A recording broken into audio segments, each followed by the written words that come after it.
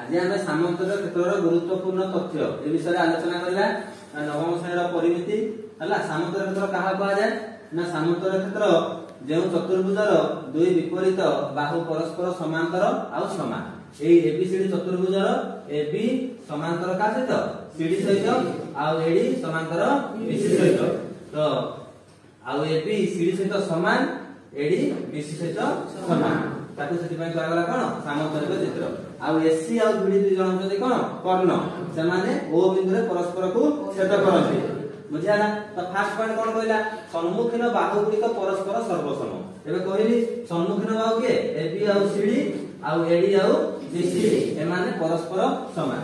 Second point सम्मुखीन कोण माने परस्पर सर्वसम सम्मुखीन कोण के ए रो सम्मुखीन कोण सी कोण बी रो सम्मुखीन कोण बी कोण तो एसी आउ बीडी समान।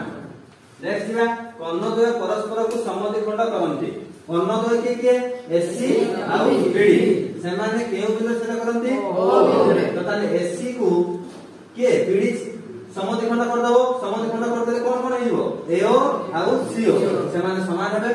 सेही भलिया एसी बीडी को जदि समद्विखंड करे ताले से कोन हिबो डीओ बीओ डीओ बीओ हैला समान समद्विखंड हिजो ता माने समान द्विखंड हिजो बा समान दुई भाग हिजो।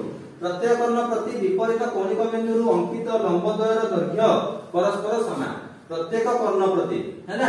तो इडी जदि हम गुटे बीडी कर्ण करले एसी कर्ण नाही बोली भाबि लियो तो ताले इडी गुटे जदि लंब हम अंकन करंती ताले इडी जो लंब अंकन करथिबा आ सी बिंदु जो लंब अंकन करथिबा बीडी प्रति से माने कोन हेबे परस्पर समान हेबे। सपोज हमके एसी कर्ण देई हमर कोणिक बिंदु के हेबे डी आउ बी बी रु एसी को हम कोन करबा लंब अंकन करबा दूरता जति के हबो डी रु एसी को दूरता भी सेति के हबो।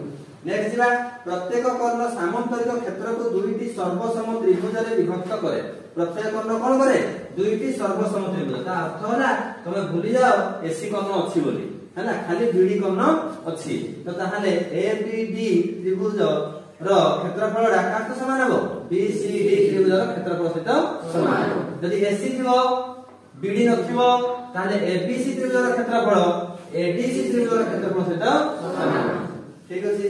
लास्ट बा कर्णद्वय सामंतरिक क्षेत्र को जेउ चारोटी त्रिभुज रे विभक्त करंती सेमानकर क्षेत्रफल परस्पर समान।